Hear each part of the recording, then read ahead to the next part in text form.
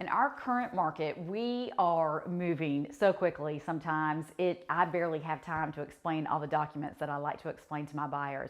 So I thought I'd take a moment and go through them so that if we don't have a moment before you sign them to discuss them, this at least gives you some understanding of what they're all about. The first one is one that we talk about the first time we meet, and it's working with real estate agents. But in this case, when you are buying a home, I'm representing you as your buyer's agent, and I'm going to be looking out for your best interest and taking care of everything, every step of the way, making sure that one, you're approved and that we are looking at the proper homes that meet your budget, and making sure that everything is lined up once we go under contract and negotiating out every step along the way. So as your buyer's agent, that's how I will be representing you, and the seller's agent is looking after the seller. So the next one is the exclusive buyer's agency agreement. And we start this when we start working together. And the way it works is the seller pays commission in North Carolina. So the seller ends up paying the seller's agent and the buyer's agent commission.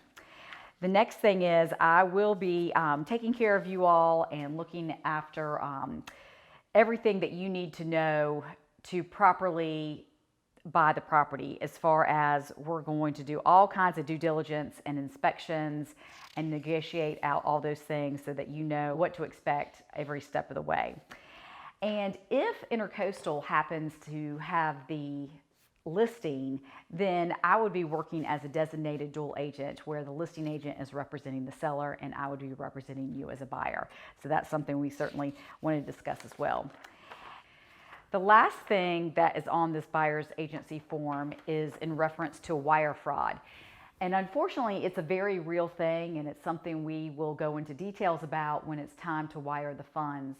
But you want to be very cautious before you wire funds and actually speak to a real person. So I'll give you the step-by-step guides of how I want you to handle that. The next one is what I call a living document. This is the professional services disclosure and election. The reason why I call it a living document is we're going to discuss all these things, but it could change. I'll give you, for instance, the first line is an accountant. So if you have an accountant, we'll put his name on here or her name on here, or if you do your own, I'll make note of that. But especially if you're buying investment property, you want to discuss with your accountant any kind of implications you need to know in regards to your taxes. The next one is appraisal. If you're paying cash, typically we don't get an appraisal. But if you are getting a loan, the lender will require an appraisal, and that's always ordered by the lender. The next one is a closing attorney, and I've got a couple of that I love to use on a regular basis. Of course, if you have one you want to use, we can certainly use them, but we'll discuss who the closing attorney will be. Next is a home warranty. That is something that sometimes a seller offers, or we may ask for one if the systems are a little bit older. And typically 210 or Old Republic are two that I use on a regular basis. But those are things that we can certainly ask for.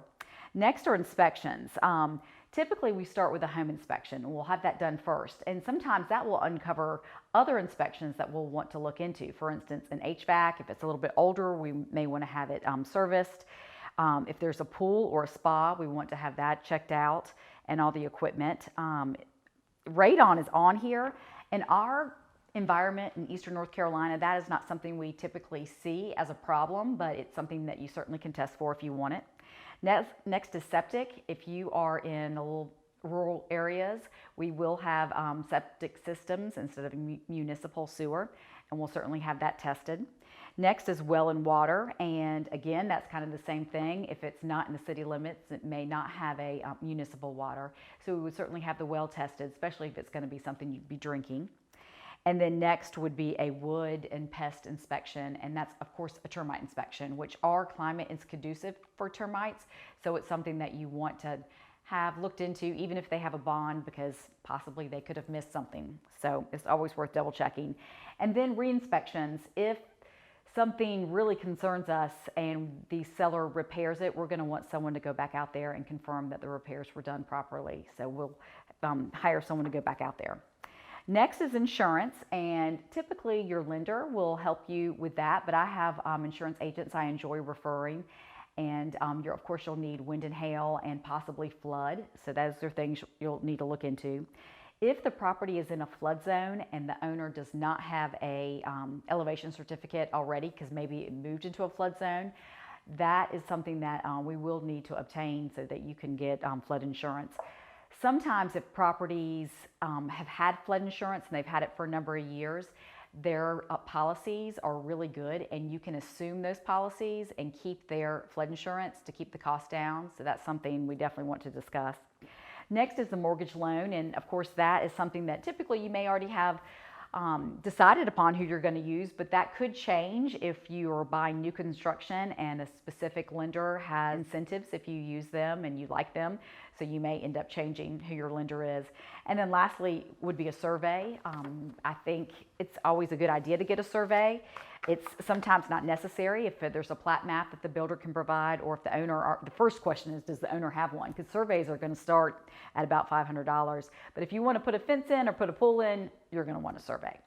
So those are the three forms that you will definitely sign if you live anywhere in North Carolina. The last two I'm going to touch on briefly is Intracoastal owns 12.19% ownership in Beacon Title. So when you purchase a property, you're going to want to get title insurance.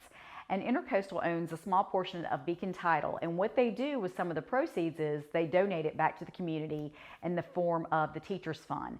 Jim Wallace, his mother was a school teacher, and he holds them in high regards for that reason. And he knows that sometimes they spend their own money on curriculum and school supplies. So he has created this fund to give back to the community. So everyone at Intracoastal, when we have a closing, the minimum we give is $2 towards every closing. Typically our team gives a little bit more. But if you choose to use Beacon Title, some of the money of the profits from Beacon Title actually goes to the Teachers Fund. You don't have to. You can allow your attorney to decide who to use, and they can choose Beacon Title or whoever has the best rate. So it's not anything you have to use, but if you choose to use them, the causes go to support our community and the children, and there's nothing better than supporting the children in the future. So anyway, I am always here to answer questions, but I wanted to share this with you to give you a brief overview so you understand all the forms that have to be signed when you're purchasing a home in regards to buyer agency, working with the real estate agents, professional services disclosures, and the Beacon Title disclosures.